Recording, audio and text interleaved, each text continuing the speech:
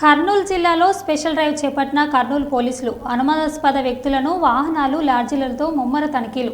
ఆంధ్రప్రదేశ్ రాష్ట్ర డీజీపీ ఆదేశాలతో కర్నూలు జిల్లా ఇన్ఛార్జ్ ఎస్పీ రాజ్నాథ్ సింగ్ రాణా పర్యవేక్షణలో కర్నూలు జిల్లా వ్యాప్తంగా గురువారం రాత్రి 9 గంటల నుండి 11 గంటల వరకు స్పెషల్ డ్రైవ్ నిర్వహించారు.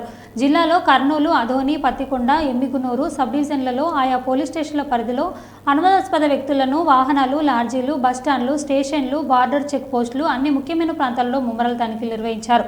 లాడ్జీలకు అనుమానాస్పద వ్యక్తులు గానీ కొత్తగా ఎవరైనా తారసపడితే వెంటనే సంబంధిత పోలీసులకు సమాచారం అందించాలని లాడ్జీ నిర్వాహకులకు పోలీసు అధికారులు తెలియజేశారు.